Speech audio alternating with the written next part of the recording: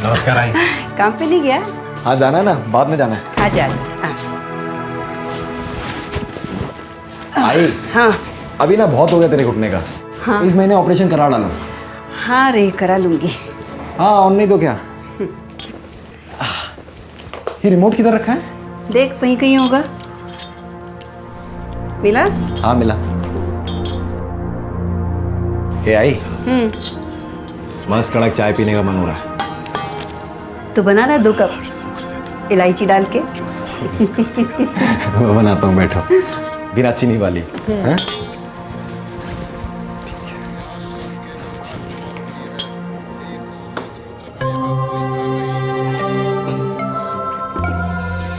आई हाँ। स्वीटी स्कूल नहीं गई क्या? अरे नहीं, उसका बुखार नहीं उतरा अब तक। क्या हुआ? वैसा पानी पी रहा था और पूरा पानी मेरे ऊपर आई। अभी हंसो मत, मेरे को ठंड लग रही है कुछ पहनने के लिए। तो जा ना, बेडरूम में जा और अलमारी में दिनेश के कुछ कपड़े हैं, पहन ले।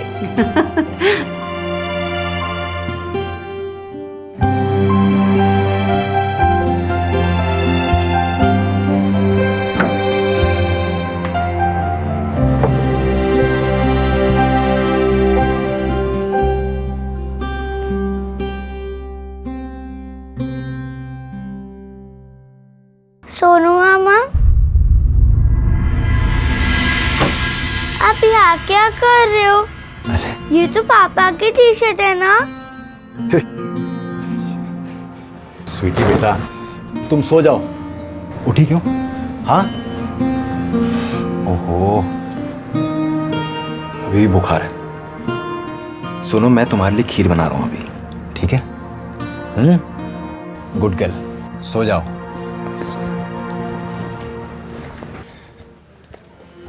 ये ठीक है ये। अरे तुझे तो एकदम ठीक हो गया। आपका बैंक वाला काम हो? अरे कहाँ, वो चल ही रहा है बस। कहते हैं अभी आधार कार्ड का फोटो ठीक नहीं है। जाने क्या क्या, ये सरकारी काम कोई आसान होते हैं? पीछे लगो तब जाके कहीं होता है। जाने तो क्या बिगड़ता है, आधार कार्ड नहीं है तो।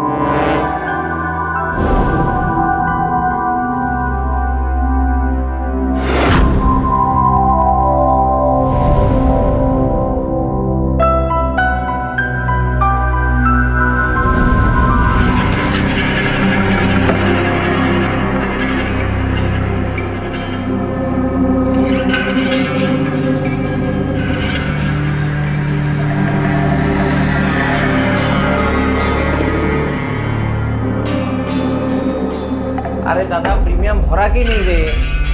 Hello hello. हाँ अरे पॉलिसी लैप्स हो जाएगा, बाद में हमको मत बोलना कि हम नहीं बोला। अब जल्दी जाके प्रीमियम भर दो।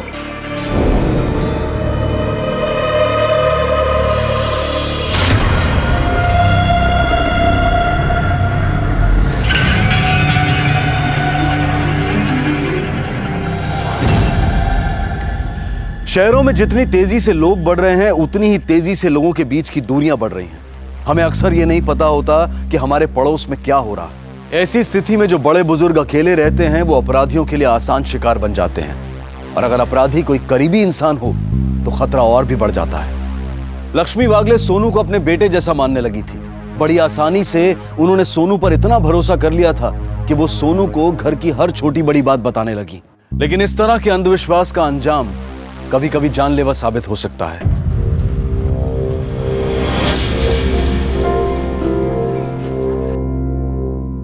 सर हाँ पता क्या फोन किसने किया था? सर एक मिस्टर चैटर्जी हैं, उन्होंने फोन किया था। पाटिल बाकी लोग का स्टेटमेंट लो। चलो उस चैटर्जी को मिलते हैं। ये रहे मिस्टर चैटर्जी। नमस्कार सर। नमस्कार। आपने फोन किया था? है सर। सर वो बच्ची स्वीटी लक्ष्मी की पोती थी और उसकी माँ श्वेता 7 महीने पहले ऑफ हो गई। तब से वो अपनी नानी के ही साथ रहती थी। नहीं सर, स्वीटी के बाप दिनेश वो तो अलग रहता था। लक्ष्मी और दिनेश में पट्टी नहीं थी और सास और दामाद में तो आए दिन लड़ाई झगड़ा होता था। सर 3-4 महीने पहले दिनेश 3 नंबर के एक फ्लैट में शिफ्ट हुआ है। उसके बाद लड़ाई थोड़ा कम हुआ है, नहीं तो ये रोज का ही था सर। तो अभी फिलहाल में किसी नए आदमी को इनके यहाँ आते जाते देखा है? ना सर। एक मिनट सर। सर हम दोपहर में फ़ोन पे किसी से बात कर रहा था तो अचानक एक औरत भागती हुई सीढ़ियों से छत की तरफ चली गई। अब ये औरत कौन थी हमको मालूम नहीं था।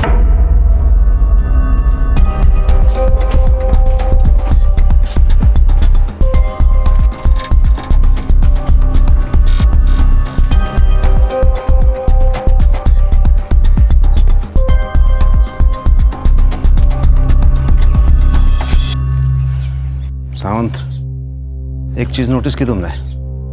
छत इंटरकनेक्टेड है। हाँ सर, और छत के जरिए एक बिल्डिंग से दूसरी बिल्डिंग में आराम से आ जा सकते हैं। ये छत का चप्पा चप्पा स्कैन करो, हो सकता है खून की छींटे, जूतों के निशान या फिर कोई और सुराग मिल जाए। जी सर। चल। चटर्जी साहब, ये छत हमेशा खुली रहती है क्या? हाँ सर। तुम कौन हो?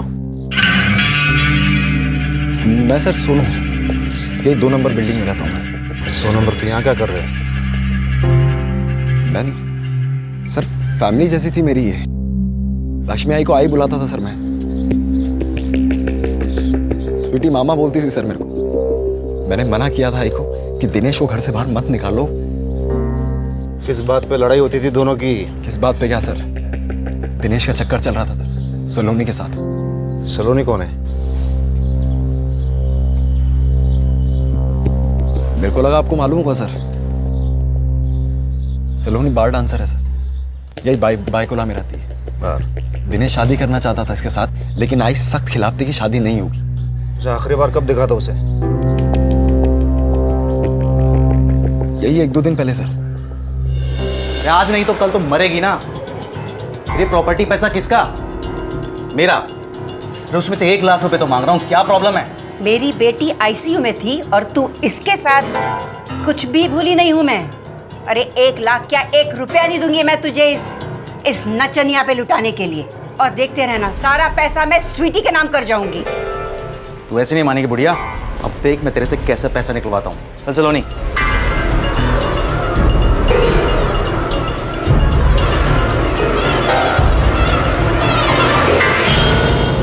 पता नहीं सर दिनेश को क्या मिला, सब लोगों को मारकर। सावंत, उस दिनेश और सलोनी को उठा लो, देखते हैं क्या निकलता है। उनके सर के पीछे किसी भारी भरकम चीज से चोट की गई थी। इतनी बुरी तरह की खोपड़ी फट गई। उसके बाद पेट में 7 बार चाकू से वार किया। फिर उस मासूम बच्ची का गला काटकर उसे भी मार दिया। अपराधी ना ताला तोड़ के घुसा, ना ही कोई हाथापाई का निशान है। मतलब कि जो भी लक्ष्मी जी के घर में घुसा वो उनके जान पहचान का ही था। तुम्हारे पास तो उनको मारने का पक्का मोटिव भी था। जितनी नफरत तुम अपनी सास। क्या कह रहे हैं सर? सास को छोड़िए, मैं अपनी बेटी को मार दूँ? क्यों? दिनेश की सास और उसकी बेटी, उन दोनों को रहते हुए तुम दोनों शादी नहीं कर सकते थे और तुम दोनों को लक्ष्मी की प्रॉपर्टी भी चाहिए थी। इसलिए दिनेश ने उन दोनों को हमेशा हमेशा के लिए रास्ते से हटा दिया। नहीं सर, दिनेश वैसा आदमी नहीं है सर। वो तो स्वीटी से बहुत प्यार करता था। इतने साल के सर्विस में मैं एक बात सीख गया हूं कि लड़की और लालच, इन दोनों के चक्कर में इंसान वो काम कर जाता है जिसे करने से पहले शैतान भी 2 बार सोचे। तो फिर क्या तुमने मारा स्वीटी को? नहीं नहीं सर, मैं कैसे मार सकती हूँ स्वीटी को? वो तो मेरी बेटी जैसी थी सर, और स्वीटी भी मुझे बहुत लाइक करती थी। आई शपथ सर, मैंने नहीं मारा उसे। उस दिन तुम काम पे नहीं गए थे तो कहाँ थे तुम? उस दिन मैं सलोनी के साथ उसके घर पे था सर। अच्छा, तुम तो इधर थी ना, लक्ष्मी जी के घर पे। उनके पड़ोसी ने तुम्हें छत पे जाते हुए देखा था जब तुम मर्डर करके वहां से भाग रही थी। नहीं सर, झूठ है ये। मैं तो अपने घर पे थी उस टाइम। आप चेक कर सकते हैं सर। इस बार ऐसी चाल खेली है ना मैंने, देखना पुलिस झक मार के इन दोनों के पीछे ही जाएगी। ये क्या बाबा आदम के जमाने का डिजाइन है, मुझे नहीं पसंद। हाँ तो तुम्हारे लिए है ही नहीं, पसंद कैसे आएगा? मतलब फिर किसके लिए ये? मोहम्मद अली रोड पर एक दुकान है, तुम ये सारा सामान वहां पर लेके जाना और बेच आना। ये सब? हाँ, ये सब अपन बेचेंगे तो पकड़े नहीं जाएंगे क्या? समझदार तो तुम हो। समझदार बहुत हूँ मैं, अजीब अजीब चीजें करता हटो, अपने आप को ज्यादा स्मार्ट समझते हो क्या? ये लो शर्ट पहनो।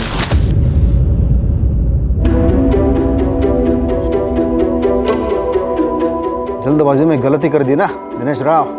देखो तुम्हारी टी शर्ट मिल गई उस बिल्डिंग के पीछे कचरा पट्टी से, और स्वीटी और लक्ष्मी जी के खून के निशान भी है इस पे। क्या नहीं? टी शर्ट मेरा ही है सर ये, और जब से घर शिफ्ट किया 5 महीने पहले तो टी शर्ट वहीं पे रखा था आई की अलमारी में। देखो ये कहानी किसी और को सुनाना, समझा? वरना हलक में हाथ डालकर सच्चाई निकलवा लूंगा। आखिरी बार पूछ रहा हूँ, सच बताओ। सर मैं सच बोल रहा हूँ सर, पिछले 5 महीने से टी शर्ट मैंने नहीं पहना, आई शपथ।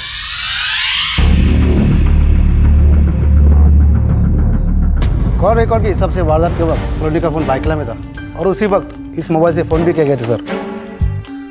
इसका मतलब सर चैटर्जी ने जिस लड़की को भागते हुए देखा था वो सलोनी नहीं थी। उनका एलिबाई क्रॉस चेक करो, पता करो क्या ये लोग वाकई में उस वक्त भाईकाला में थे या फिर ये पुलिस को भटकाने की चाल है।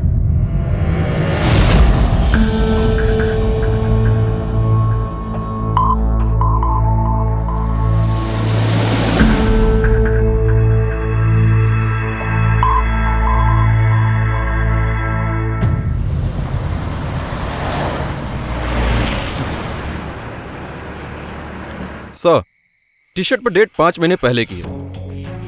बिल्डिंग के बाजू वाले धोबी से पूछा तो उसने बताया कि उसी का लिखा हुआ है। दिनेश ने भी कहा कि पिछले 5 महीनों से उसने ये टी शर्ट नहीं पहनी क्योंकि लक्ष्मी जी की अलमारी में थी। सर दोनों के बयान मैच कर रहे हैं। ये भी तो हो सकता है सावंत कि पिछले 5 महीनों में दिनेश कभी भी लक्ष्मी के यहाँ जाके अपनी टी शर्ट ले गया हो, या फिर उसने खुद ने यह खून नहीं किए बल्कि किसी और से करवाए हैं। तो अब सर और रगड़ना है उनको? नहीं, वो दिनेश और सलोनी को छोड़ दो। अभी तक हमारे हाथ ऐसे सबूत नहीं लगे हैं जिसके बिना पर हम उन्हें यहाँ रोक सके, लेकिन जल्दी ये लगने वाले हैं। मैंने ऐसी चाल चली है कि पुलिस झक मरा के भी उनके पीछे जाएगी। थोड़े डींगे मार रहे थे ना, छोड़ के दोनों। अब दूसरा इंतजाम करेंगे। सोनू का दिमाग देखा नहीं है तुमने। पता नहीं क्या दिखाओगे तुम। मेरी तो डर के मारे जान ही सूखी जा रही है। एकदम कसम से कह रही हूँ मैं, बहुत डर लग रहा मुझे। एक के बाद एक गलती किए जा रहे हो तुम। एक गलती को छिपाने के लिए दूसरी, और दूसरी को छिपाने के लिए तीसरी। कोई गलती नहीं किया मैंने, और मैंने जो भी किया ना हम दोनों के लिए किया। अगर अपन फंसे डूबे तो एक साथ डूबेंगे। सोनू एक खतरनाक रास्ते पर निकल चुका था। कानून से आंख में चोली खेल रहा था। शक के दायरे में और भी लोग थे, लेकिन उनका भी मोटिव साबित नहीं हुआ था। इसलिए सूझबूझ दिखाते हुए पहले पुलिस ने इस केस के दूसरे पहलुओं की जांच की और फिर उल्टी तरह से सोचना शुरू किया। अब वो चोरी किए गए माल को ट्रैक करते हुए मुजरिम तक पहुंचना चाहते थे। कुछ अपराधी ऐसे होते हैं जिनके लिए ये नशा सा बन जाता है, पर अपराधी चाहे कितना भी शातिर क्यों ना हो, वो ये भूल जाता है कि जुर्म की जिंदगी छोटी होती है और उसका अंजाम दर्दनाक। अब देखना यह था कि घबराहट में सोनू क्या कोई ऐसा कदम उठाएगा जिससे पुलिस को उस पर शक हो जाएगा, या फिर वो पुलिस को चकमा देने के लिए कोई दूसरी तरकीब निकाल लेगा। सावंत सर, हमें पता करना है लक्ष्मी की प्रॉपर्टी असल में थी कितने की। देखो कोई बैंक डॉक्यूमेंट या फिर पासबुक मिला तो। जी सर। चल तुम इकडे बघा।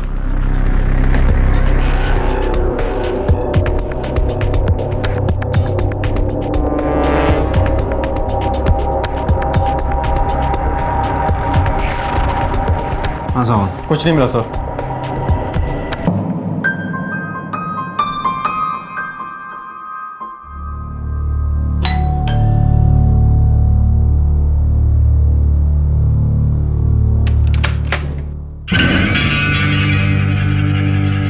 अरे सर, आप लोग यहाँ पर?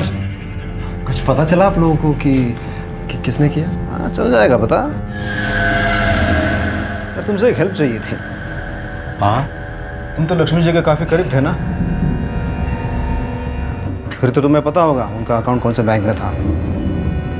सर मैं करीब ज़रूर था, लेकिन ये बैंक अकाउंट की बातें ये सब ये घर वालों को ज़्यादा पता होती है। अब था तो मैं पड़ोसी। दिनेश को ज़रूर पता होगा अगर आप उससे पूछेंगे तो।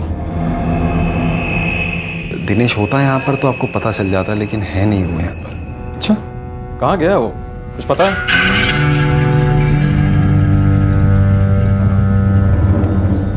सर मालूम नहीं है कि बोलना चाहिए नहीं बोलना चाहिए। अब दिनेश है मेरे बड़े भाई जैसा, लेकिन पैसे लोगे मुंह खोलने के? नहीं सर, ऐसा कुछ नहीं है। बस बात इतनी सी है कि दिनेश जिस हिसाब से रात को यहाँ से चोरी चुप के निकला था, काफी डाउटफुल लग रहा था वो। आप कौन है?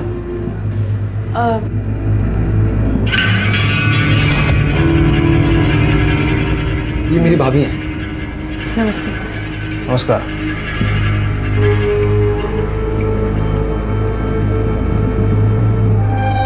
यार सोनू, काफी महंगा शौक है तुम्हारे यहाँ।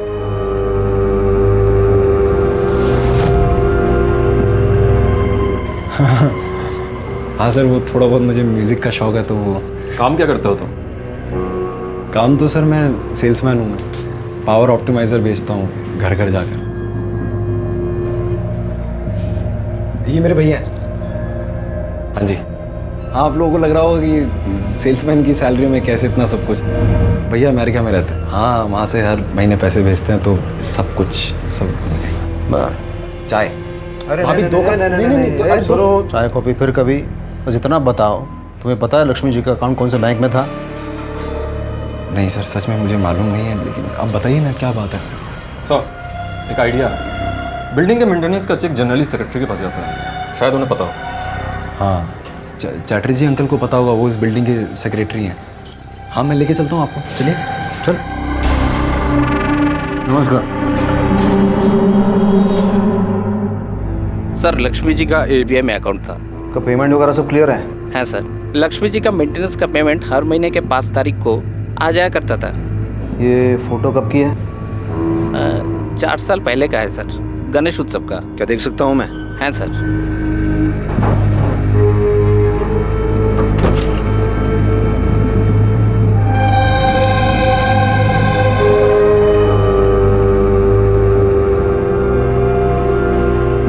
देख रहे हो सावंत, कितने सारे गहने पहने हैं। हाँ सर, जितना हमें इनके घर से बरामद हुआ उससे कम 5 गुना ज्यादा। इस फोटो को हम रख रहे हैं। ठीक है सर। अच्छा, बैंक मैनेजर से बात करो और पूरा डिटेल निकालो। धन्यवाद। और हाँ, इस फोटो को एनलार्ज करो आप। जितने भी गहने लक्ष्मी जी ने पहने हैं उनके डिज़ाइन का प्रिंट आउट निकालो और सारे सुनार और ज्वेलरी शॉप वालों को दिखाओ जो हमारे लिस्ट में है।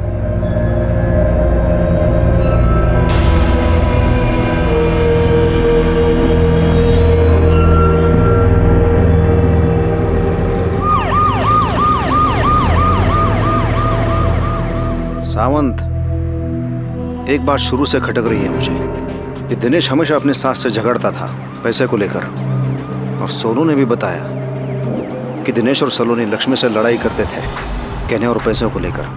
तो तुम्हें क्या लगता है दिनेश, मतलब सास तो फिर भी एक बार ठीक है, अपनी खुद की बेटी का खून करेगा?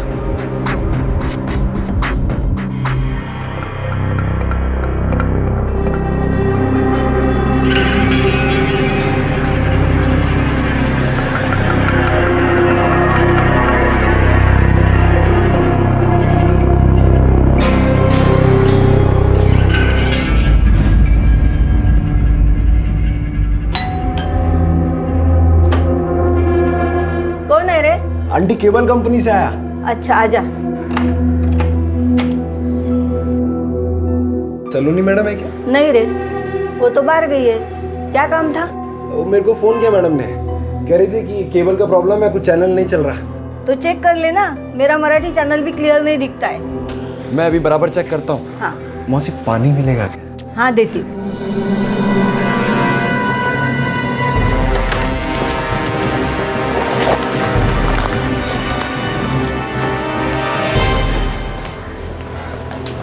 ये क्या प्रॉब्लम था बेटा? वो पीछे का प्लग ढीला हो गया था। अच्छा। अभी मराठी चैनल पे चलेगा। अच्छा। अभी आप फोन करना कुछ प्रॉब्लम हो तो। हाँ हाँ। नमस्कार। सुनो हाँ। प्लीज यहाँ से कहीं चलते हैं ना। तुमने कहा ना कि पुलिस को उस गहनों का डिजाइन मिल गया है। सुनो, पुलिस को तुम पे शक हो गया तो? किसी के बाप से नहीं डरता मैं। तुम देख लेना, पुलिस मुझे टच तक नहीं कर पाएगी। हाँ, ये मुंबई में नहीं रह सकते गहने, ना इन्हें यहाँ पर बेच सकते, ये एक प्रॉब्लम है। तो सुनो सुनो, जब तक मामला ठंडा होता है तब तक प्लीज रुक जाओ ना, प्लीज। 2.5 लाख का कर्जा है मेरे सर के ऊपर, कौन चुकाएगा? तू टेंशन मत ले, मैं हूं ना, मैंने बात कर ली है। मैं कानपुर जाऊंगा, ये सब गहने लेकर मैं कानपुर जाऊंगा, वहां बेच दूंगा और आ जाऊंगा वापस, बस। और तब तक पुलिस गेट पे आ गई तो क्या बोलूंगी मैं पुलिस को? तुम्हें कुछ बोलने की जरूरत नहीं पड़ेगी, मैं खुद उन्हें कह के जाऊंगा कि मैं कानपुर जा रहा हूं। तुम्हें पता है ये जो तुम्हारा दिमाग है ना, इसी के पीछे पागल हूं मैं। अच्छा, तुम देखना, पागल होगी पुलिस। सर, सर मुझे 1 हफ्ते के लिए कानपुर जाना था। वो क्या है कि मेरे घर वालों ने मेरी सगाई पक्की कर दी है सर। अरे वाह, मुबारक हो। Thank you sir, thank you. ये मेरा कानपुर का एड्रेस है और ये कानपुर का नंबर है, मेरा फ़ोन नंबर। तो आपको जैसे भी ज़रूरत हो आप मुझे फ़ोन कर लेना सर। बस इतना ही है कि स्वीटी और आई को इंसाफ मिलना चाहिए सर। अरे तुम इसकी चिंता मत करो, अपना तो रिकॉर्ड है, ना ही किसी मुजरिम को कभी छोड़ा है और न ही किसी बेकसूर को सजा दिलाई है। और जिसने ही तेरी आई और स्वीटी को मारा है ना, वो नहीं बचेगा। हाँ sir, thank you.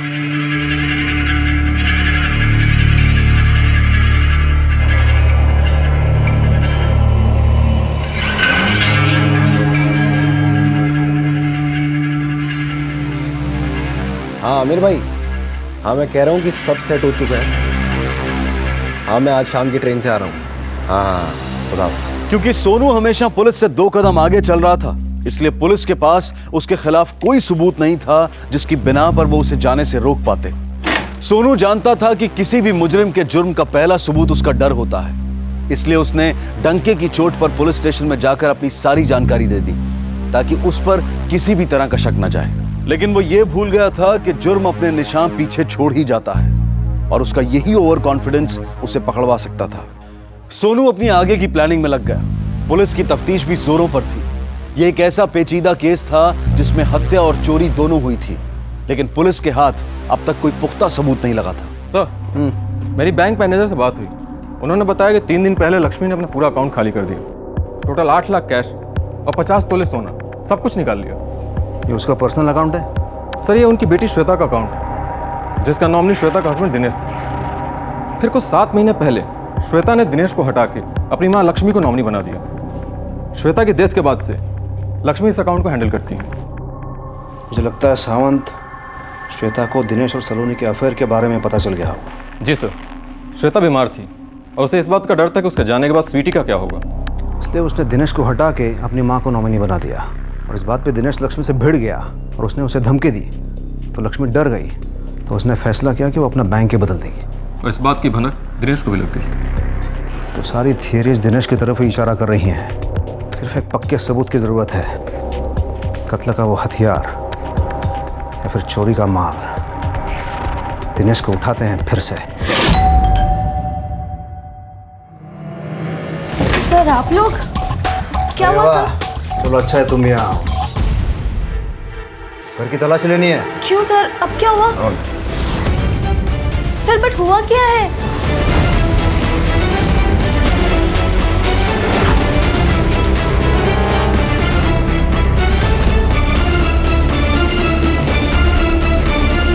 Sir, cash और ज्वेलरी। मुझे नहीं पता कहाँ से आया। आई शपथ सब। बाकी का पैसा ज्वेलरी कहाँ है दिनेश? सर मुझे नहीं पता सर। ये लोग ऐसे नहीं बताएंगे। ले चलो इन दोनों को। चल सर, नहीं सर, चल। 1 मिनट सर। सर चल। क्या हुआ सर, कोई प्रॉब्लम?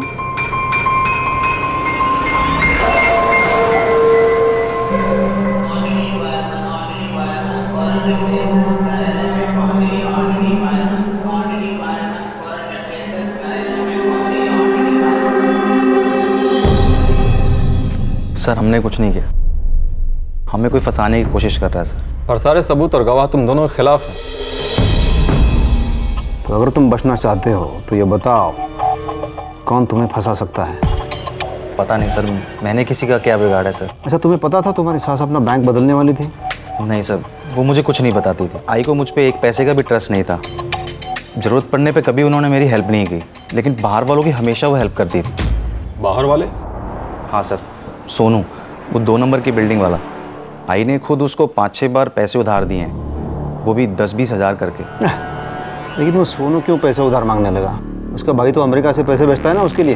भाई का कोई आइडिया नहीं है सर, लेकिन इतना पता है कि वो बिल्डिंग में हर दूसरे आदमी से उधार लिया करता था। आई को उस पर बहुत ट्रस्ट था। सावंत, मुझे सोनू की पूरी हिस्ट्री और ज्योग्राफी चाहिए।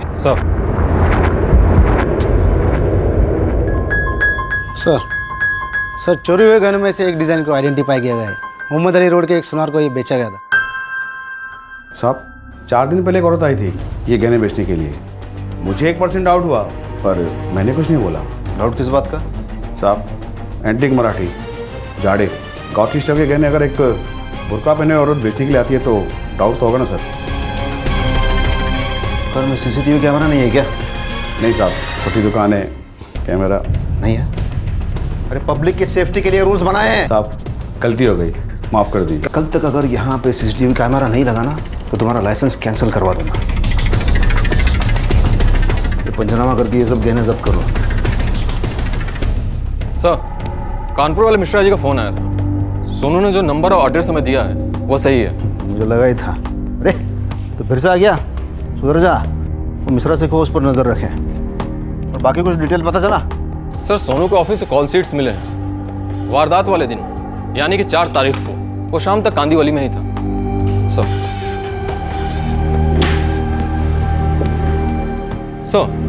रजिस्टर में जो टाइम दर्ज है उसके हिसाब से जिस वक्त मर्डर हुआ उस वक्त उसने 2 सेल भी किए, तो मर्डर कैसे कर सकता है? कहीं हम गलत तो नहीं जा रहे सर? उसका बैंक डिटेल चेक किया तुमने? पिछले 1 साल का बैंक स्टेटमेंट्स निकलवाए हैं। एक बड़ी ही इंटरेस्टिंग बात सामने आई सर। शुरू के 7 महीनों में पहली तारीख को उसके भाई के फॉरेन अकाउंट से 1 लाख रुपए ट्रांसफर हो जाते थे, लेकिन पिछले 4 महीनों से 1 भी रुपया नहीं आया। और आज की तारीख में लगभग उसका अकाउंट खाली है। हाँ, तो इसीलिए वो हर किसी से पैसे उधार मांगता रहा। तो दिनेश वाज राइट। लेकिन उसके भाई ने अचानक पैसे भेजना बंद क्यों कर दिया? सर, इसका जवाब तो उसका भाई ही दे सकता है। उसके फॉरेन अकाउंट से उसका नंबर निकालते हैं, सोनू के भाई से कांटेक्ट करते हैं।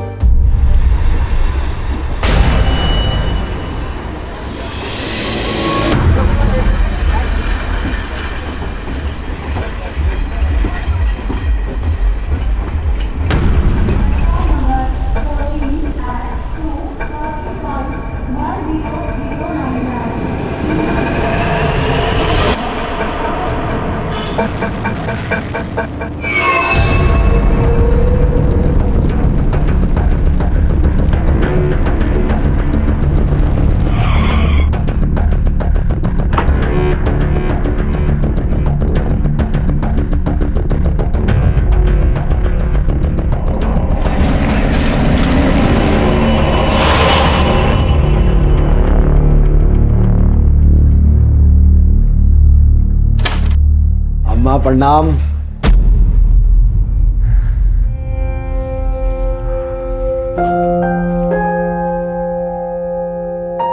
क्या हुआ? मुंह क्यों फुला के बैठी हो? सब ठीक है मुंबई में। कहा ठीक है? उस चुड़ैल ने अपनी चंगुल में फांस लिया है तुझको। अरे अम्मा, तुम हर बार एक ही बात क्यों करती हो? हाँ, छोड़ दो। तू उसे छोड़ दे और कानपुर वापस आ जा। अरे क्या रखा है बम्बई में? अम्मा, बम्बई में जिंदगी है मेरी, पैसा है वहां पर। मुझे आप लोगों की तरह कुएं का मेंढक बन के नहीं रहना है यहाँ पर। तो हर बार एक ही बात की रट लगाना छोड़ दो आप।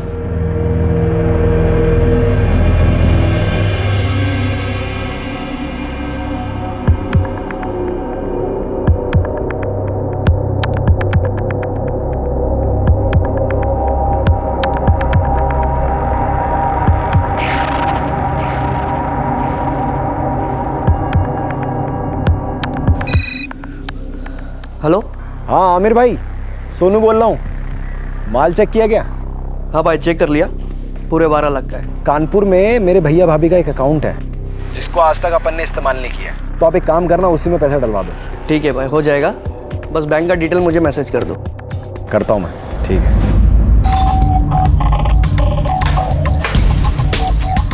बेटा पापा है? हाँ एक मिनट पापा। मिस्टर भोसले जी, क्या आपने इस महीने की 4 तारीख को पावर हाउस कंपनी का ऑप्टिमाइजर खरीदा था? 4 तारीख को? हाँ हाँ, क्यों? इसी सेल्समैन से खरीदा था। चेहरा तो याद नहीं है मुझे, लेकिन वो सेल्समैन की दाढ़ी थी, इतना याद है मुझे। हेलो, हाँ शीतल, सगाई की डेट्स फिक्स हो चुकी हैं परसों, और सब कुछ ठीक रहा ना तो मैं तरसों तक मुंबई आ जाऊंगा मैं। अच्छा ठीक है, अपना ख्याल रखना। एक नंबर का शातिर खिलाड़ी है सोनू। उसने भाप लिया होगा कि शीतल का फोन टैप हो रहा है, इसलिए कोड वर्ड में उसने अपना मैसेज पास कर दिया। मैसेज? सगाई, सगाई, इसी में कोई क्लू छुपा है सावंत। सर आपने एक चीज नोटिस की? शीतल की आवाज कांप रही थी। मेरे ख्याल से वो इस वक्त काफी टेंशन में है। जब मिट्टी गीली हो तो खुदाई करना आसान हो जाता है। आप लोग? सर सोनू घर पे नहीं है। सर मैडम, इसे पहचानती हो? मोहम्मद अली रोड के जिस दुकान पे तुम इसे बेचने गई थी, उसके सीसीटीवी फुटेज में हमने देखा है तुम्हें। सर हो ही नहीं सकता, उस दुकान पे कोई सीसीटीवी कैमरा।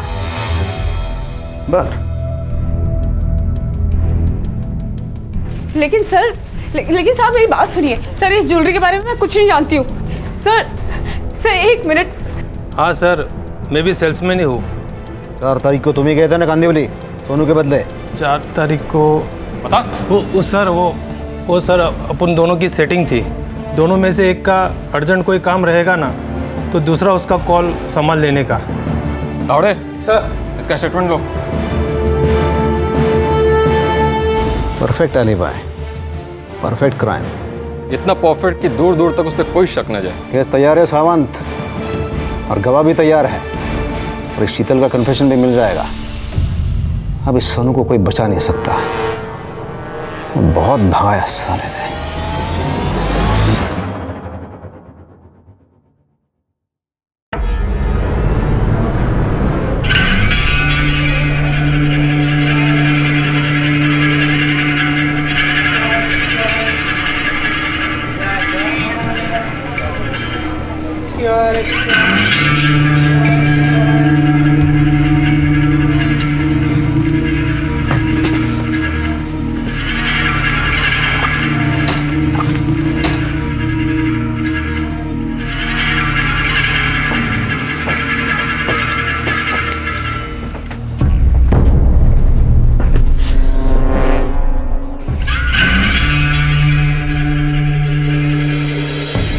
अरे आप लोग यहाँ पर से? हाँ, तेरी सगाई में आए हैं। लेकिन तेरी सगाई तो टूट गई ना, तो अब कहाँ जा रहा है तू? तुम ही से पूछ रहे हैं, बताओ। मैं कुछ समझा नहीं सर। अच्छा, हमें कैसे पता कि तुम यहाँ मिलोगे? मैं आपको खुद बता के आया था सर कि मैं कानपुर आ रहा हूँ। सुन रही यहाँ, मतलब इस वक्त इस कंपार्टमेंट में। आवड़े, तेरा ये दोस्त आमिर,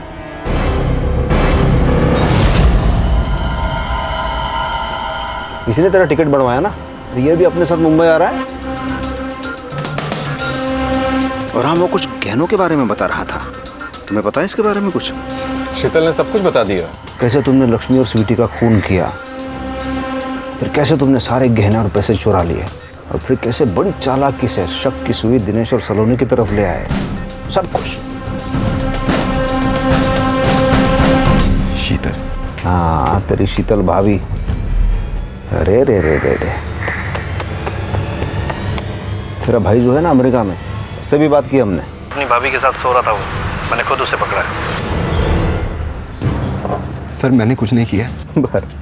मैंने मना किया था उससे सर, वो मेरी सुने तब ना। सर मर्डर वाले दिन से लेकर अभी तक मैं बस उसको बचाता आ रहा हूँ, और कुछ भी नहीं है। पर अब नहीं, नहीं नहीं नहीं, उस औरत ने सर मेरी जिंदगी बर्बाद कर दिया सर। अच्छा, उसने किसने? मेरी भाभी सर। मैं मुंबई नया नया आया था सर, मुझे कुछ नहीं पता था। इस औरत ने भड़काया मुझे, मेरे अपने सगे भाई के खिलाफ मेरे को भड़काया सर। मैंने गलती की है सर, लेकिन मैं किसी का खून नहीं कर सकता सर। मैं कैसे छोटी सी बच्ची को मार सकता हूँ सर? मैं कैसे सर? अच्छा, मतलब तेरा कहना है कि शीतल ने ये खून किए हैं? मैं तो कांदीवली में था ना सर। अरे हाँ, मैं आया तो मैंने देखा। लेकिन तेरा वो दोस्त शाहिद, वो तो कुछ और ही कह रहा है। वो कह रहा है कि उस दिन वो तेरे नाम से मिस्टर भोसले को कांदीवली में ऑप्टिमाइजर बेच रहा था। तो इसका मतलब तू लक्ष्मी और स्वीटी का बेरहमी से कत्ल कर रहा था। मिश्रा जी, बहुत बहुत शुक्रिया मदद के लिए। Thank you. हाँ, तो तू अब कंटिन्यू कर। मुंबई तक का लंबा सफर तय करना है, तो बहुत टाइम है अपने पास। कर शुरू। भैया ने पैसे भेजने बंद ही कर दिए, और जिस तरह का मेरा रहन सहन था, खर्चे थे, पैसे कम पड़ने लगे। शीतल का खर्चा अलग।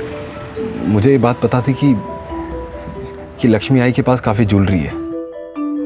मुझे ये भी पता था कि उन्हें इस बात का डर लगा रहता है कि किसी दिन उनका दामाद दिनेश उनके सारे पैसे हड़प लेगा। इसीलिए मैंने उन्हें आइडिया दिया कि आई, तुम ना सारे पैसे, गहने वगैरह सब कुछ निकाल कर ये वाला अकाउंट बंद कर दो।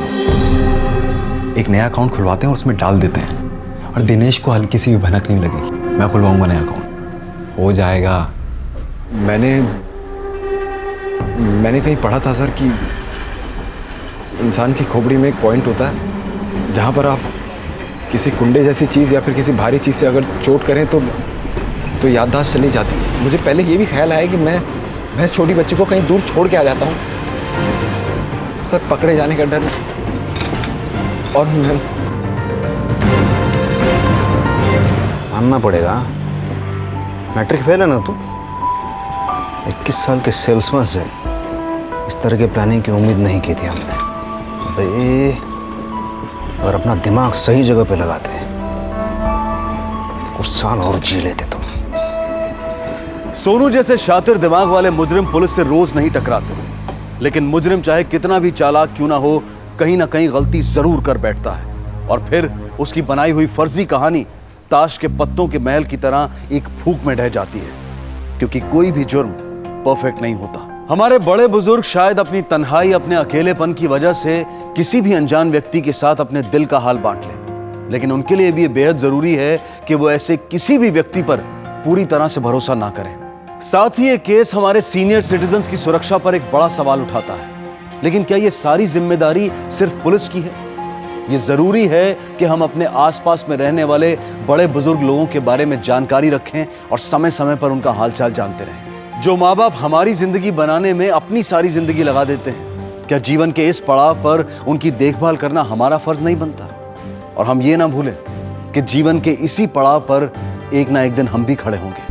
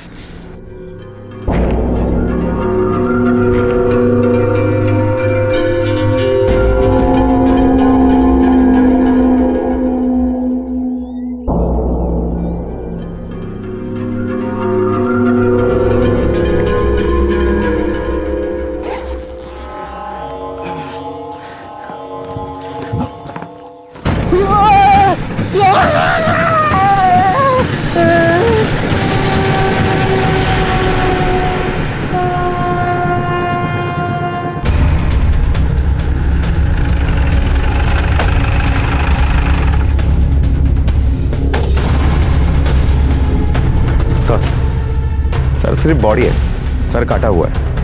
आदमी है या औरत? औरत है सर। लगभग 40-45 के आसपास की उम्र होगी।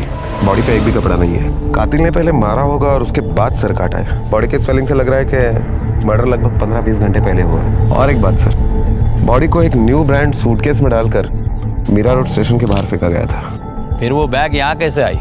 सर एक सफाई कामगार वाला है, उसे मिली थी बैग। उसने बैग को खोला था या सिर्फ इन्फॉर्म किया? नहीं सर, खोला भी था। Murder weapon? सर मेरे ख्याल से कातिल ने सर काटने के लिए एक तो चॉपर या करवट का इस्तेमाल किया। सर इसे मिली थी बॉडी। समझते नहीं क्या तुम लोग? हर पॉसिबल तरीके से बताया जाता है, अनजान चीज को मत छो। गलती हो गई सब। वो बैग स्टेशन पे पड़ा था, सोचा उसमें का सामान बेच के 4 पैसा मिलेगा। दलवी इसका स्टेटमेंट ले लो सर, और बॉडी पोस्टमार्टम को भेज दो। शिंदे सर, सारी चौकियों से पूछो कहीं 40-45 साल की औरत के मिसिंग कंप्लेंट आई है क्या? सर। और ये बैग जल्दी से जल्दी फॉरेंसिक लैब भेजो डीएनए टेस्ट के लिए। Okay sir. इसमें कुछ मिला तांडेल? नहीं सर, बैग से भी कोई क्लू नहीं मिला है। एक काम करो, सायन और धारावी के बैग मार्केट में इस बैग का फोटोग्राफ डीलर्स को दिखाओ और पूछो कहाँ कहाँ भेजी गई ये बैग इस ब्रांड की। लेकिन सर ऐसी तो काफ़ी सारी दुकानें होगी। जब तक ये बॉडी आइडेंटिफाई नहीं होती हमारे पास दूसरा कोई क्लू नहीं है। एरिया के सारे मोबाइल वैन्स को इन्फॉर्म करो, बॉडी का सर जल्द से जल्द ढूंढना पड़ेगा। Okay sir.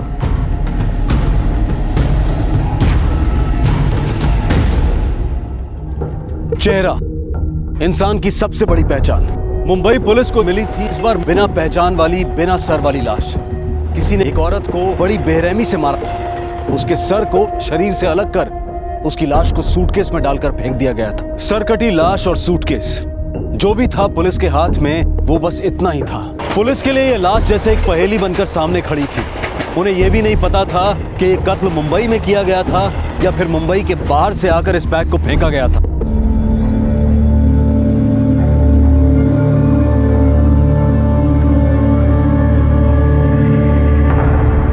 यहाँ पे बहुत बास आ रही है, कहीं और चलते हैं।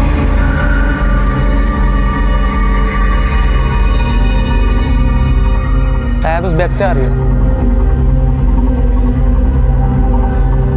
मत जाओ वहाँ पे, चलो यहाँ से। रुको ना।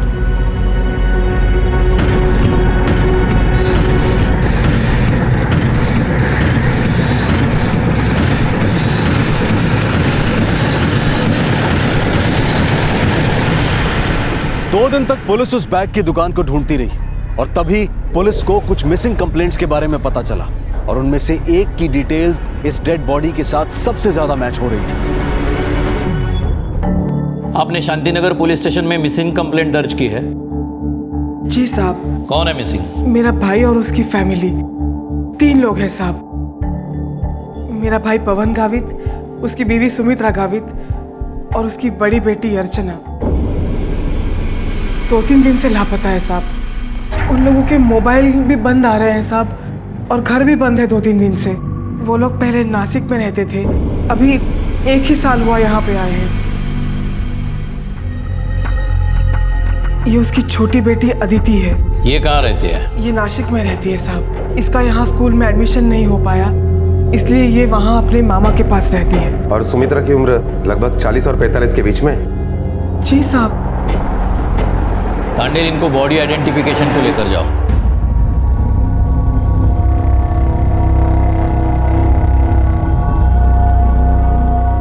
आइए।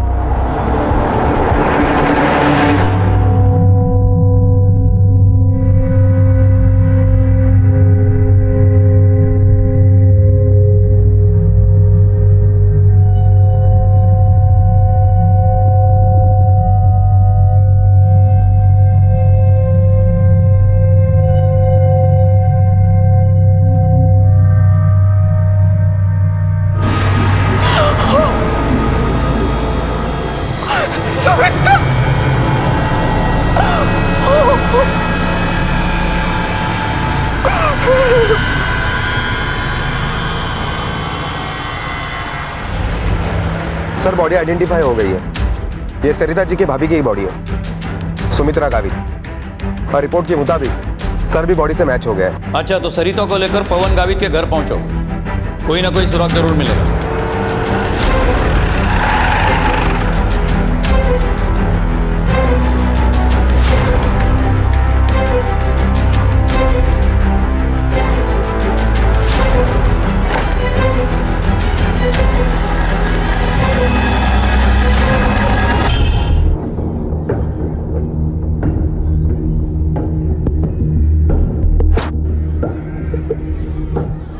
दरवाजा खुल गया। आप लोग बाहर ही रुके, शायद हमें अंदर ऐसा कुछ मिले जो ये लड़की देख ना पाए। आप यहीं पे रुकिए। रणवीर, सगळं घर नीट तपासा, कुछ भी निशान, कुछ भी सुराग, कुछ भी धब्बा मिलता है ध्यान से देखो। शिंदे वर जा।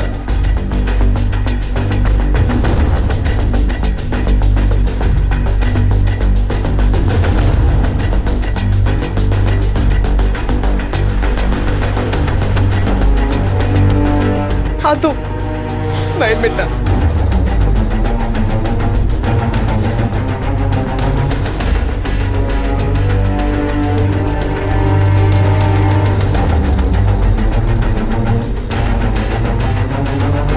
रवि, खून के सॅम्पल लो. सर. शिंदे सर. वर का मिळालं?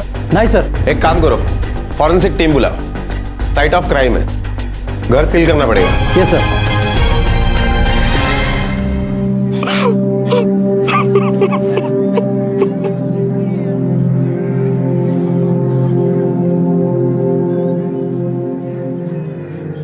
तू का झालं रडायला?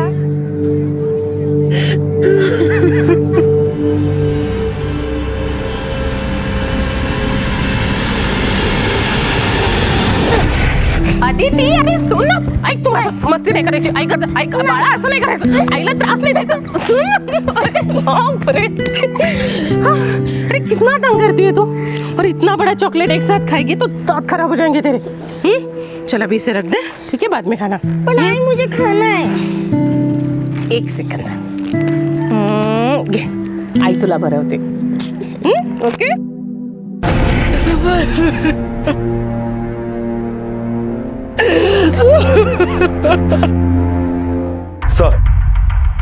सर पीएम रिपोर्ट के मुताबिक मर्डर 23 तारीख को रात को 11 बजे से लेकर देर रात 4 बजे के बीच में हुआ, और मर्डर करने के पहले विक्टिम को नींद की दवाई दी गई थी जो बिना प्रिस्क्रिप्शन नहीं मिली.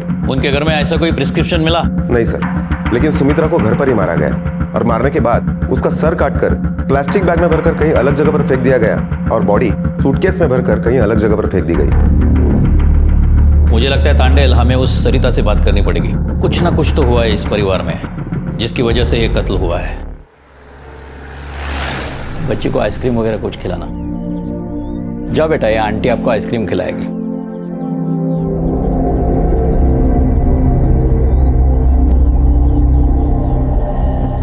सुमित्रा जी, आपके भाई का मिजाज कैसे था? मतलब गुस्से वाला था या? नहीं साहब, बिल्कुल नहीं, एकदम सीधा साधा है मेरा भाई. तो वो नासिक से मुंबई शिफ्ट क्यों हुए? क्या बताऊं साहब, इस सब के पीछे उसकी बीवी सुमित्रा है. उसी के पापों का फल भुगत रहा है मेरा भाई. पता नहीं अभी कहाँ होगा, किस हालत में होगा. ऐसा क्या किया था सुमित्रा ने? खूब कटकटी बाई होती. उधर नासिक में थी तब भी बहुत कटकट करती थी. उसको शुरू से ही मुंबई में आकर रहने का था. फिर जब मेरा भाई उसको मुंबई रहने के लिए लेकर आया तो यहाँ की चकाचौंध देखकर पागल सी हो गई थी एकदम. जब देखो तब इसे कुछ न कुछ चाहिए रहता था. मैं कब से आपको बोल रही हूँ, थोड़े से पैसे दो ना मुझको. अरे सोने का भाव मालूम कितना कम हो गया, थोड़ा सा सोना खरीदना सोच रही थी मैं. इतना पैसा नहीं है मेरे पास. एक तो महीने का इतना खर्चा पूरा नहीं हो पाता, और तेरे दिमाग में इतना क्या भरा पड़ा हुआ है? तुम्हारे साथ में शादी करके फंस गई मैं. पता नहीं कौन सी मनुष्य घड़ी पे तुमसे मुलाकात हुई, नशीब फुटला माझं. तो देर कहाँ हुई है, तो जाओ ना छोड़कर मुझे. कब का? तेच म्हणते मी, तुम्हाला तेच पाहिजे ना. क्या ना, मैं छोड़ के चली जाऊंगी तो तुमको छुटकारा मिलेगा. ऐसी एक चीज मुझे बताओ जो मैंने तुमसे मांगी और तुमने मुझे प्यार से ला कर दी. छोटी छोटी चीज के लिए तरसा के रखा है तुमने मुझे. मुलगी लग्नाला आली, पण तुझा सोच काय गेला नाही जो. तेच म्हणते मी, पोरगी लग्नाची झाली लेकिन आज तक मुझे सुख नहीं मिला, और ना कभी तुम्हारे साथ मिलेगा मुझे. हट गया.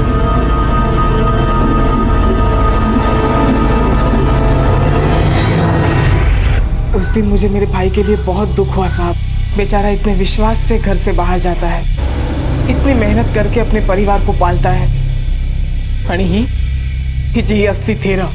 और ऊपर से उसकी बड़ी बेटी अर्चना ने भी गुल खिलाए थे. मतलब साफ है बाबा, मुझे जावेद से ही शादी करनी है. एक ठेवून देन ना मुस्काटा. हो काय करताय तुम्ही? सब प्यार व्यार भूल जाएगी. जवान बेटी को मारोगे पहले इसको बोल अपनी जवानी पर काबू रखे। तू थाम भाई, तेरी शादी वही होगी जहाँ हम तय करेंगे। तुम्हें शांता बाबा रहो। बाबा लेकिन मैं उसे अर्जुन तू गाप ना, मैं बात कर रही हूँ ना तेरे बाबा से। मुझे कुछ नहीं सुनना है, मैं इस रिश्ते के खिलाफ हूँ। जो भी आए कुछ भी कहे, मैं खिलाफ ही रहूंगा। आप समझने की कोशिश क्यों नहीं कर रहे? जवान बेटी के ऊपर आप अपनी मर्जी नहीं थोप सकते। डोका बिका फिर लेगा सुमित्रा। तू क्या बोल रहे है, कुछ समझ में आ रहा है? मैं सोच समझ कर ही बात कर रही हूँ। वो जावेद का बाप दुबई से ये पैसा कमा के लेके आया, अपनी बेटी खुश रहेगी ना उसके यहाँ। हाँ, जहाँ पैसा देखा कि हो गई ये शुरू। मैं अपनी बेटी को पैसे के लिए नहीं बेचूंगा। ठीक कह रहे हो तुम भाऊ, हमारी बेटी इस तरह से कैसे किसी के तुम्हें कब बस आओ, मजे मजे बोलो ना। ये हमारे घर का मामला है, हम खुद निपटाएंगे इसे। सुमित्रा। पवन क्या काम करता है? किसी प्राइवेट कंपनी में है वो, बहुत घूमने फिरने वाला काम है उसका। और सुमित्रा? सुमित्रा तो घर में ही रहती थी, हाउसवाइफ थी। अर्चना क्या करती है? अर्चना का बस अब कॉलेज खत्म होने को आया है। अच्छा, सुमित्रा का बस यही एक प्रॉब्लम था या और कुछ? किस मुंह से बताऊं मैं साहब, अभी पिछले कुछ दिनों से लोग उसके बारे में बुरा भला बोलने लग गए थे। क्या बुरा भला? मतलब यही कि उसका किसी आदमी के साथ चक्कर था। पहले तो मैंने इस बात पर बिल्कुल ध्यान नहीं दिया, लेकिन फिर एक दिन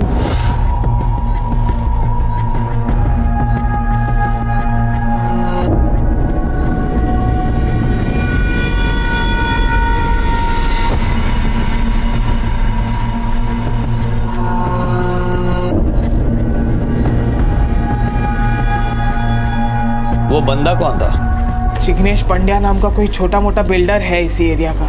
क्या पवन को इस बात का पता चल गया होगा? हो सकता है, क्योंकि वो पिछले कुछ दिनों से एकदम चुपचाप रहने लग गया था। किसी से कुछ बात नहीं करता था, कहीं आता जाता भी नहीं था। पवन की कोई तस्वीर है आपके पास?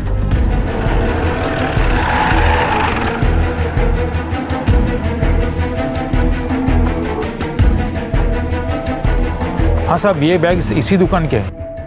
कब खरीदा था? देखिए सर, 22 तारीख को ऐसे 3 बैग्स खरीदे गए। किसने खरीदे थे? यानी उम्र क्या होगी उनकी? अब करीबन 25-26 के आसपास उम्र होगी। अच्छा, वो कौन सी भाषा बोलते थे? मराठी। कुछ गाड़ी वगैरह लाए थे? पता नहीं साहब। दिखने में कैसे थे? अब साहब, हर रोज दुकान में इतने लोग आते हैं तो मैं उनके बारे में कैसे बता सकता हूँ। और वो 2 बंदे थे साहब, और उनको साइज में सबसे बड़ा बैग चाहिए था। देखिए सर, बहुत बढ़िया बैग है सर। याच्यापेक्षा मोठी बैग आहे? इससे एक साइज और बड़ा है ना, दिखाइए।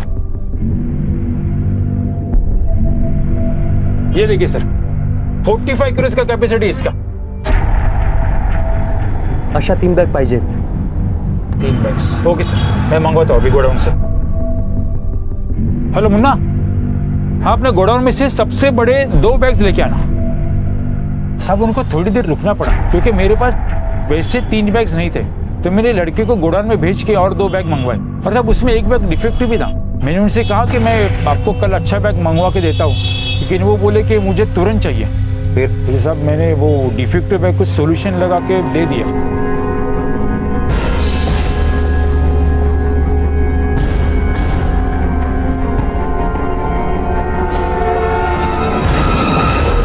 सर, ये देखिए, ये बैग चिपकाया गया है।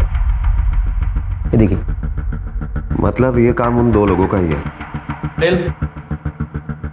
क्या खबर है? सर, ये वही दुकान है जिस दुकान से 22 तारीख के रविवार को उन 2 लोगों ने 3 बैग खरीदे थे, बिल्कुल एक जैसे, जिसमें से एक बैग डैमेज था। ये देखिए सर, और वो बैग उस दुकानदार ने चिपका के दी थी क्योंकि उन्हें वो बैग्स बहुत अर्जेंट में चाहिए थे। वो एक दिन भी रुकने के लिए तैयार नहीं थे। और इत्तेफाक की बात यह है सर कि ये बैग वही है। तांडेल, मुझे शक है कि ये काम पवन गावित का ही है। सरिता के स्टेटमेंट के मुताबिक उसके पास अपने बीवी की हत्या करने का मोटिव है। सर, लेकिन मेरी एक बात समझ में नहीं आ रही है, जब मर्डर एक हुआ है तो उन्होंने 3 बैग क्यों खरीदे? बाकी 2 बैग? एक तो अपनी बेटी अर्चना और उसके आशिक जावेद के लिए। मुझे जावेद से ही शादी करनी है। एक ठेवून देना मुस्कटात। या फिर अपनी पत्नी सुमित्रा का आशिक जिग्नेश पंड्या के लिए। तांडेल उस वेंडर को बुलाओ, उसे पवन की तस्वीर दिखाते हैं। नहीं साहब, ये नहीं है, ये तो ज्यादा है उनसे उम्र में, वो दोनों जवान थे इससे। स्केच आर्टिस्ट को बुलाना पड़ेगा,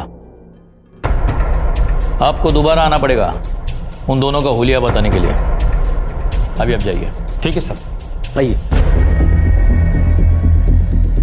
तांडेल, उन तीनों के कॉल रिकॉर्ड्स और लास्ट लोकेशन मंगाओ। अर्चना के रिकॉर्ड से उस जावेद का नंबर निकालो और इस जिग्नेश पांड्या को ढूंढना पड़ेगा। हाँ सर, सुमित्रा के साथ मेरे रिलेशन थे, मैं इस बात से इनकार नहीं करूंगा, लेकिन उसके मर्डर के बारे में मुझे कुछ नहीं पता सर, मैं सच कहता हूँ। आप दोनों पहली बार कब मिले थे? उनकी सोसाइटी की मेंटेनेंस मीटिंग में। मैं उस सोसाइटी का बिल्डर था और इसी वजह से मेरा अक्सर वहाँ आना जाना लगा ही रहता था। 3-4 बार मेरी वही मुलाकात हुई और एक दिन अचानक वो मेरे ऑफिस में आ गई। तकरीबन 9 बजे का टाइम था, मेरा स्टाफ जा चुका था और मैं भी बस जाने की तैयारी में ही था। हाँ, यहाँ इस वक्त कोई खास काम? नहीं, कुछ खास नहीं। क्यों आप निकल रहे हैं क्या? ऐसी कोई बात नहीं, आइए ना अंदर प्लीज। जी आइए।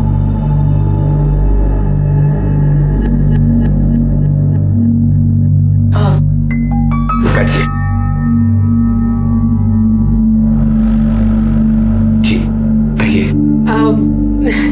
नहीं, कुछ नहीं, बस ऐसे ही। वो उस दिन आपने सोसाइटी की मीटिंग में जो कहा था वो। हाँ हाँ यस, याद है। अरे आपकी शर्ट तो बहुत अच्छी है। ऐसी कुछ खास नहीं, बस नॉर्मल ही तो है। हाँ, बात तो सही है। हाँ, लेकिन पहनने वाले के अंदाज पे निर्भर होता है। मतलब उसका अंदाज अगर अच्छा हो तो वो कुछ भी पहने, सब अच्छा लगता है। हाँ, आपको मेरा अंदाज अच्छा लगा।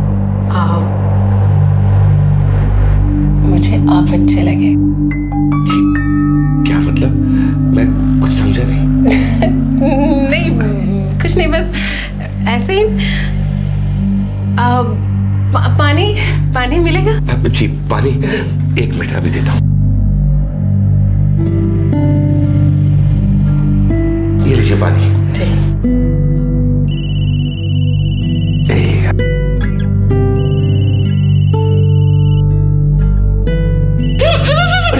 क्या हुआ?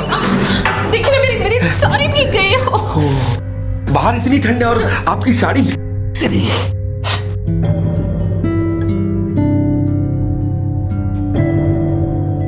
जब आप मेरे इतने करीब हैं, तो मुझे ठंड कैसे लगेगी? उस रात में अपने आप को रोक नहीं पाया और फिर हमारी मुलाकातें बढ़ती गईं। वो अपनी शादी से खुश नहीं थी, मुझसे सुख चाहती थी वो। कुछ दिनों पहले मेरी बीवी को इसके बारे में सब पता चल गया। मैंने जैसे तैसे उसे समझाया, उसे मनाया और सुमित्रा से मिलना जुलना बिल्कुल बंद कर दिया। आप चाहे तो मेरी बीवी से पूछ सकते हैं। सच कहता हूं साहब, मुझे कुछ नहीं पता, मैं उसके बारे में कुछ नहीं जानता।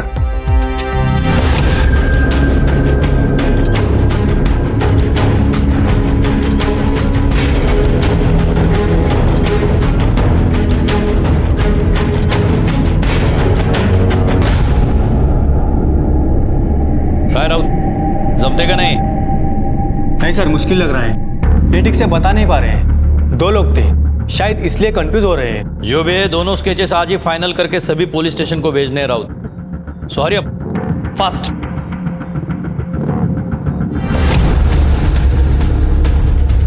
सर ठीक है।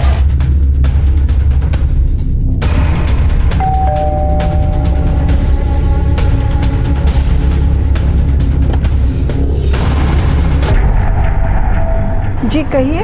जावेद है घर पे? जी नहीं। कब लौटेगा? पता नहीं, पिछले 4-5 दिनों से किसी दोस्त के घर गया हुआ है और अब तो उसका फोन भी बंद आ रहा है। क्या हुआ साहब? क्या किया है मेरे बेटे ने? किसके घर पे गया, कुछ पता है आपको? जी नहीं, शायद मुंबई से बाहर गया हुआ है। बताइए ना साहब, उसने कुछ गलत तो नहीं किया ना? कि आप चिंता मत कीजिए, उसके कोई करीबी दोस्त का नंबर है आपके पास? जी, इरशाद का नंबर है मेरे पास। लाइए नंबर लाइए। जी अभी लाइए। जी लिख लीजिए।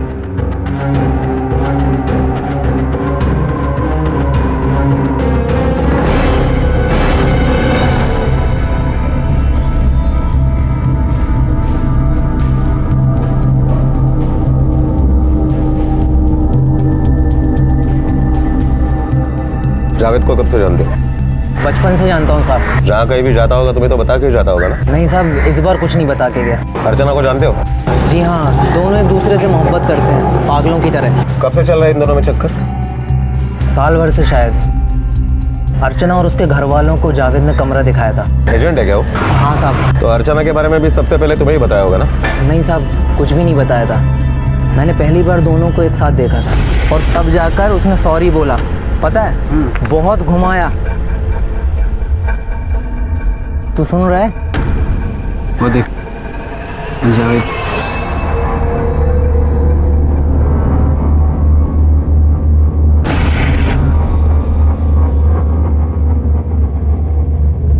उसके बाद कभी कोई बात हुई तुम्हारी उसके साथ?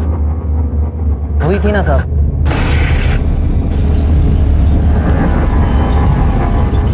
हाँ, अर्चना नाम है उसका और बहुत प्यार करता हूँ उससे। ऐसा वैसा प्यार नहीं, एकदम निकाह वाला प्यार। क्या बात कर रहा है? अल्लाह कसम, कुछ भी कर सकता हूँ उसके लिए मैं, कुछ भी।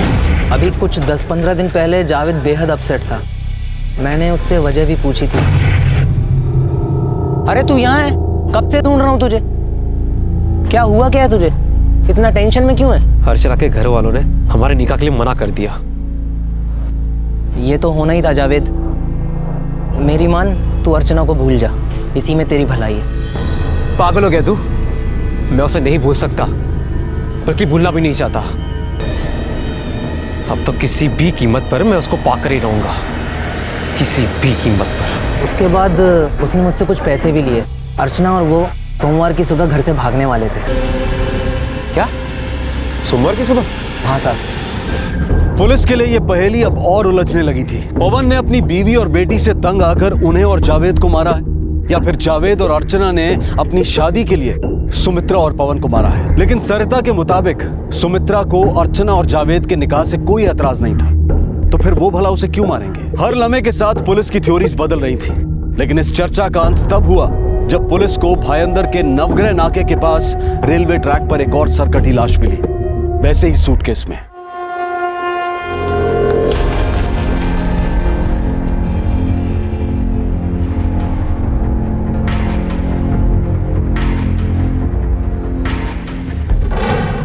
सर, आदमी की बॉडी पोस्टमार्टम रिपोर्ट अभी आनी बाकी है, लेकिन मेरे ख्याल से ये आदमी लगभग 45-50 के बीच का होगा। सर, मर्डर फिर से उसी तरह से किया गया है। मारने के बाद सर काटा गया है और बॉडी को उसी तरह की सूटकेस में भरकर फेंक दिया गया है। बॉडी पे कोई निशान? हाँ सर, हाथ पर ओम का निशान है। सरिता को कॉल करो और उसे पूछो कि कहीं पवन के हाथ पे ओम तो नहीं है।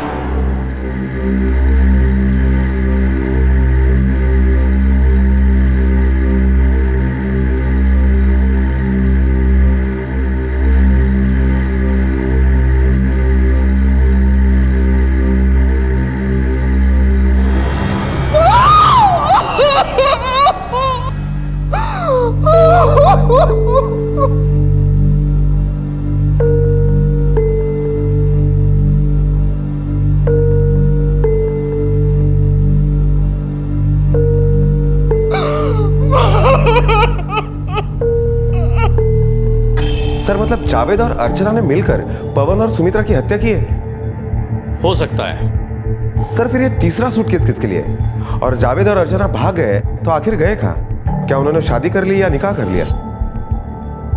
सर, जावेद और अर्चना के कॉल डिटेल्स आ गए। सर, सोमवार की दोपहर तक जावेद का मोबाइल लोकेशन शाहपुर दिखाई दे रहा है, नासिक की तरफ जाने वाले रास्ते पर, और उसके बाद वो बंद हो गया। और अर्चना का फोन तो रविवार से ही बंद है। इसका मतलब जावेद और अर्चना शायद साथ में ही है। मुझे भी यही लगता है सर। पुलिस को अर्चना के बारे में अब तक कोई सुराग नहीं मिला था। और जावेद शाहपुर क्यों गया होगा? सवाल कई थे, लेकिन जवाब किसी का नहीं मिल पा रहा था।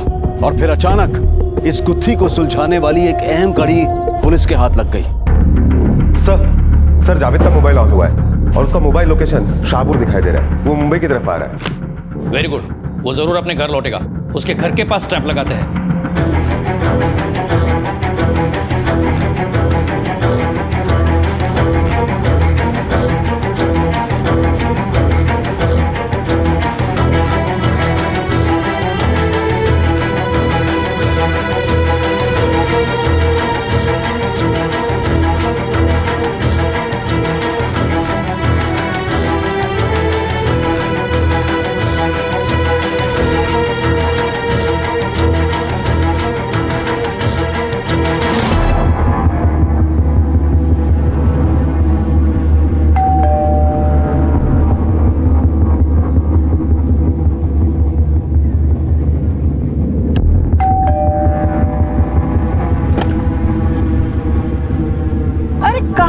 इतने दिन तेरा फोन भी बंद आ रहा था।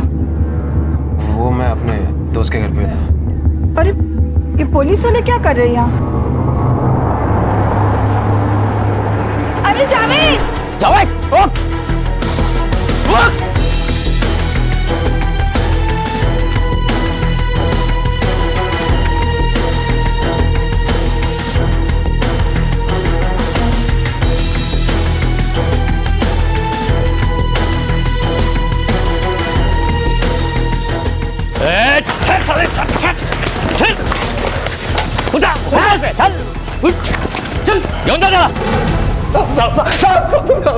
इतने दिन कहा था? शाहपुर में था। मर्डर करके शाहपुर में छुप गया था ना? मैंने किसी का मर्डर नहीं किया साहब। मर्डर नहीं किया? फिर शाहपुर में क्या लुक्का छुपी खेल रहा था? नहीं साहब, मैं एक लड़की से शादी करने वाला था। हमारा प्लान बना था भाग के शादी करने का। हाँ पता है, अर्चना नाम है ना उसका? हाँ साहब, आपको कैसे पता? जिसे प्यार किया था उसे ही मार डाला। उसका भी सर काटा क्या? क्या बोल रहे साहब? मैंने किसी को नहीं मारा साहब। हमें देख के भागा क्यों? मैं बहुत डर गया था। मैंने बहुत सारे लोगों से पैसा उधार लिया था। मुझे लगा आप लोग उसी सिलसिले में आए हो। बहाना अच्छा है। अर्चना कहाँ है बता, चल बता। मुझे नहीं पता वो कहाँ है, बल्कि मैं खुद हैरान हूँ कि वो उस दिन क्यों नहीं आई थी। मतलब? साहब सोमवार की सुबह हम भागकर शादी करने वाले थे। मैंने पैसों का सारा इंतजाम करके रखा था। मैं बहुत देर तक उसका इंतजार कर रहा था, वो नहीं आई। उसको कांटेक्ट करने की बहुत कोशिश की पर उसका फोन बंद था। फिर मुझे गुस्सा आया और उसके घर गया। तो गुस्से में उसके माँ बाप को मार डाला? नहीं साहब, मैंने किसी को नहीं मारा। घर गया तो घर पे ताला लगा था। फिर मुझे बहुत बुरा लगा। मैंने कभी सोचा नहीं था वो मुझे ऐसे धोखा देगी। फिर उस शाम में शाहपुर गया, दोस्त के साथ दारू पी रहा था। तो तेरा कहना है 2 हफ्ते तो दारू पी रहा था? हाँ? नहीं साहब, मैं घर के लिए निकला तो रास्ते में पुलिस वालों ने मुझे ड्रिंक एंड ड्राइव केस में पकड़ लिया। Drink and drive? फिर गाड़ी कहाँ है? साहब दोस्त की गाड़ी चला रहा था। 10-12 दिन शाहपुर पुलिस स्टेशन में था। अम्मी को तकलीफ ना हो इसलिए उनको कुछ भी नहीं बताया। एक दोस्त ने बिल पे रिहा किया। सर शाहपुर पुलिस स्टेशन में फोन लावून चौकशी करा। हो सर। साहब मैं सच बोल रहा हूँ।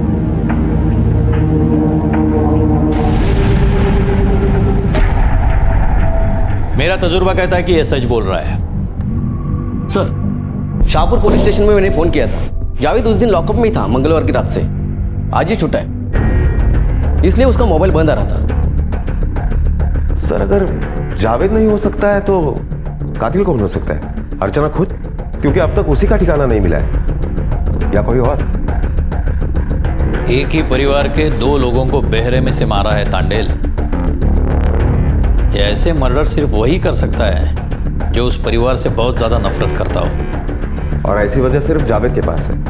वो तो लॉकअप में था। लेकिन सर ये भी तो हो सकता है कि उसने किसी को कॉन्ट्रैक्ट दिया हो। लेकिन वो सुमित्रा को क्यों मारेगा? वो तो शादी के खिलाफ नहीं थी।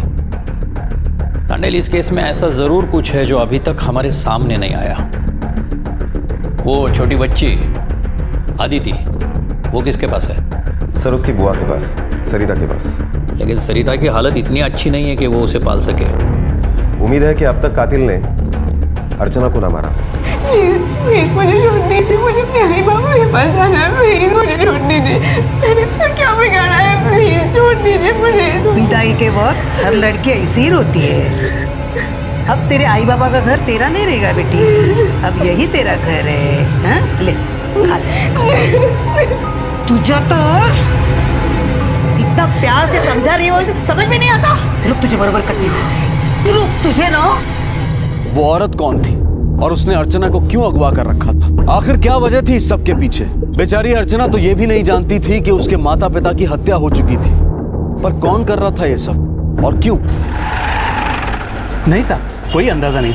आपके पड़ोस में 2 लोगों को मारा गया, जान से मारा गया, और आपको कुछ सुनाई नहीं दिया? उस दिन संडे था और इंडिया का क्रिकेट का मैच चल रहा था, पूरा मोहल्ला उसी में मशगूल था साहब। अच्छा एक बात बताइए, पवन का या फैमिली के किसी भी मेंबर का किसी के साथ झगड़ा, कुछ बोलाचाली हुई थी?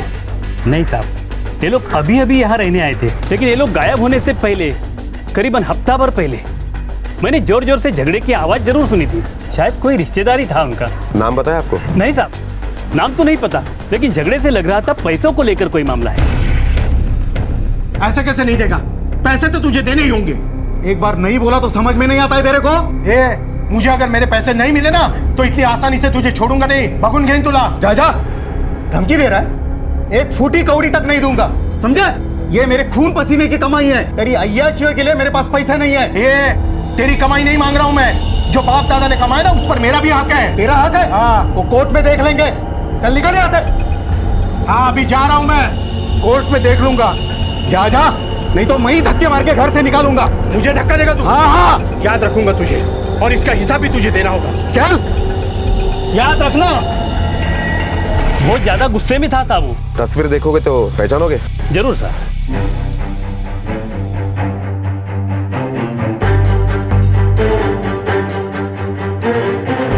यही एक फोटो है साहब मेरे पास। इसमें सब लोग हैं, सगे, चचेरे, भाई बहन, बुआ के बेटा बेटी सब लोग हैं। इसमें से किसका आना जाना था पवन के घर पे? ज्यादा तो किसी का नहीं। और जो लोग इनमें नहीं है उनकी तस्वीर मिलेगी? मुश्किल है साहब, पवन के घर और किसी का इतना आना जाना नहीं है।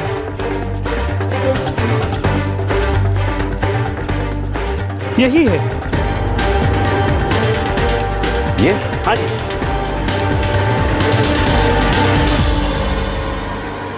ये तो किशोर है, हमारा चचेरा भाई, नासिक में रहता है ये। कत्ल के 1 हफ्ते पहले वो यहाँ पर आया था और पवन के साथ उसका झगड़ा हुआ था।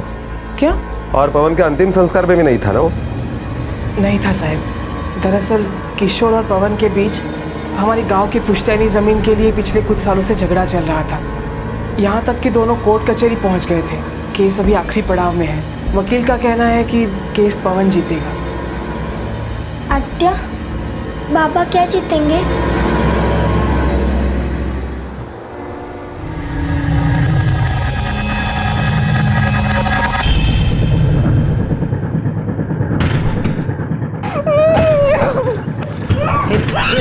ले ले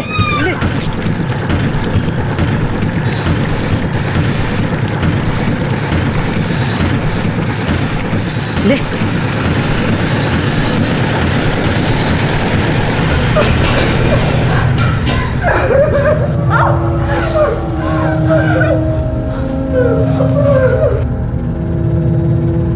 ये ले टॉवेल, पोंछ डाल और कपड़े उतार। सुना नहीं तूने? बहरी हो गई? कपड़े उतार, कपड़े उतार, कपड़े उतार। आखिर अर्चना के साथ क्या हो रहा था? वो किसके साथ थी? अगर जावेद सच बोल रहा था तो फिर सुमित्रा और पवन गावित की हत्या किसने की थी? अर्चना जावेद से मिलने की बजाय यहाँ किसकी कैद में फंस गई थी? पवन के भाई किशोर का इस पूरे मामले में क्या हाथ था? क्या वो औरत और किशोर एक साथ थे? और सबसे बड़ा और अहम सवाल, अर्चना की शादी आखिर किससे करवाई जा रही थी? इन सभी सवालों के जवाब हम आपको देंगे कल रात 10:30 बजे इस केस के दूसरे और आखिरी भाग में। आपसे फिर मुलाकात होगी, तब तक अपना और अपने परिवार का ख्याल रखें और देखते रहें क्राइम पेट्रोल डायल 100। सबक एक को, सीख हम सबको। जय हिंद। क्राइम पेट्रोल्स के और भी दिलचस्प कहानी देखने के लिए हमारे चैनल को सब्सक्राइब करें और बेल आइकॉन दबाना न भूलें।